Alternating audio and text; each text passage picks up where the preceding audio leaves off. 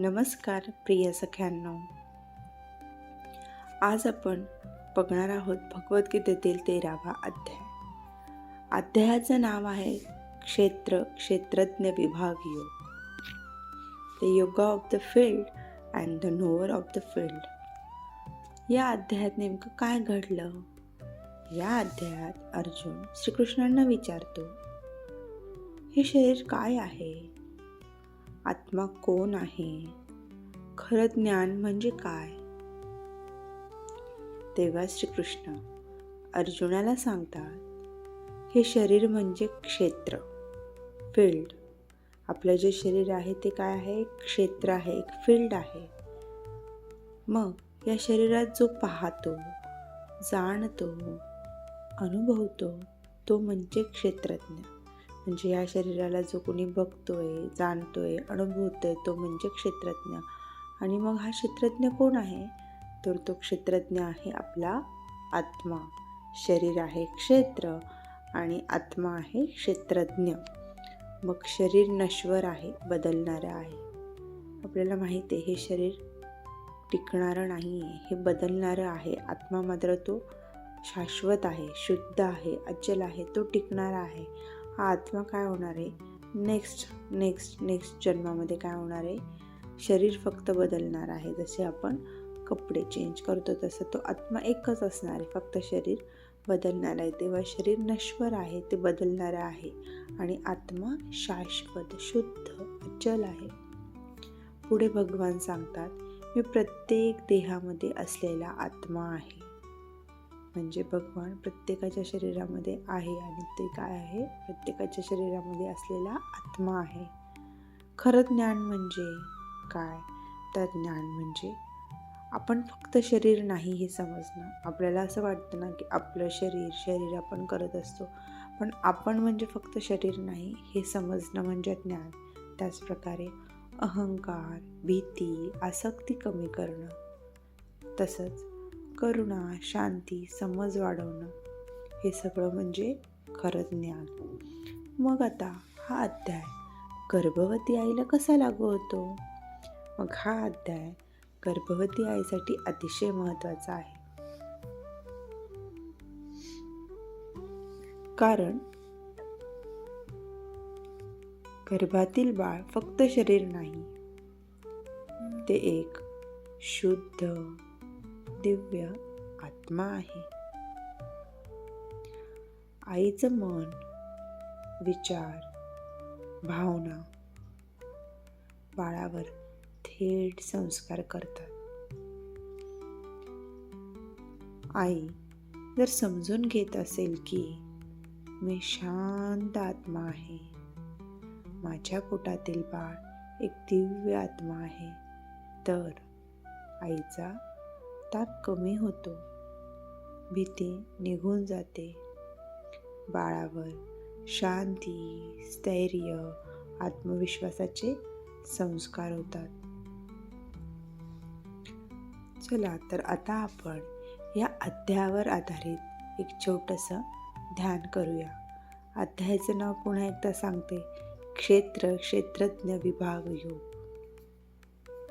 आता आपल्याला ध्यानाला बसायचं आहे, तेव्हा रिलॅक्स पोझिशनमध्ये बसा. मी सांगते त्याप्रमाणे. मी नेहमी सांगत असते की तुम्हाला प्रेग्नन्सीमध्ये कधी कधी बसणं शक्य होत नाही, तेव्हा पाठ टेकून बसा, उशीचा आधार घ्या आणि तेही शक्य नसेल तर तुम्ही डाव्या कुशीवर झोपू शकता.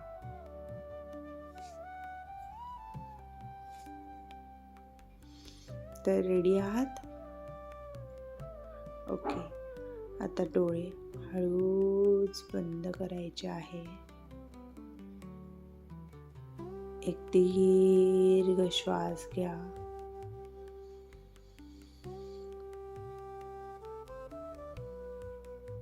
आणि हळूच सोडा. तुमचं संपूर्ण लक्ष तुम्हाला तुमच्या श्वासावर आणायचं आहे. जसा जसा तो श्वास मध्ये जातो आहे तो फील करायचा आहे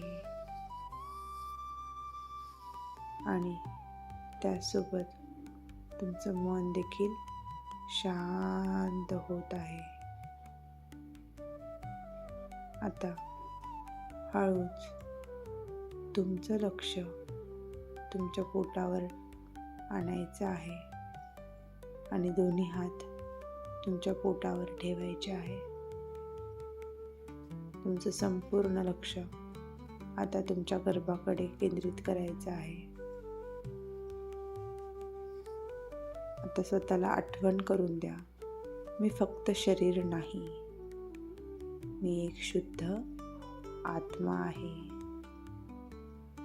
माझ्या पोटातील बाळही एक दिव्य आत्मा आहे. भगवद्गीतेचा 13वा अध्याय मला सांगतो, शरीर क्षेत्र आहे पण आत्मा अमर आहे. म्हणजे या शरीराचा जो क्षेत्रज्ञ आहे, या शरीराला जाणणारा जो आहे, तो आत्मा कसा आहे? अमर आहे. आता मनात म्हणा, मी शांत आहे, माझे बाळ सुरक्षित आहे, आम्ही दोघंही दिव्य आहोत. आता काही क्षण फक्त या भावनेत थांबायचं आहे आणि संपूर्ण लक्ष तुमच्या श्वासावर केंद्रित करायचं आहे आणि बाळाची मूवमेंट फील करायची आहे. ही मूवमेंट तुम्ही प्रत्येक वेळेस खूप डीपपणे फील करायची, कारण हा जो अनुभव आहे बाळाच्या हालचालीचा, हा 9 महिन्यानंतर परत मिळणार नाही.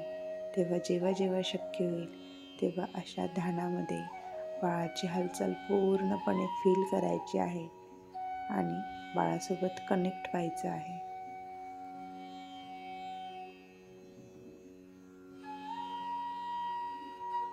कारण तुम्ही या ध्यानातून, या संवादातून बाळाला एक पॉझिटिव्हिटी देत आहे. बाळाभोवती एक सुरक्षा कवच तयार करत आहे आणि बाळावरती एक दिव्य दैवी संस्कार तुम्ही देण्याचं आयुष्यातील सगळ्यात महत्त्वाचं काम करत आहात. तेही बाळ जन्माला येण्यापूर्वी.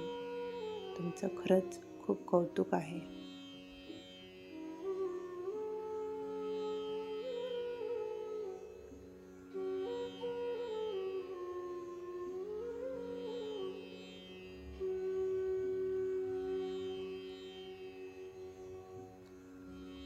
आता आई हळूहळू एक स्मित हास्य करून डोळे उघडायचे आहे आणि आता दिवसभर लक्षात ठेवायचं आहे की तुमचं मन शांत आहे आणि ती शांती तुमच्यासोबत कायमस्वरूपी आहे.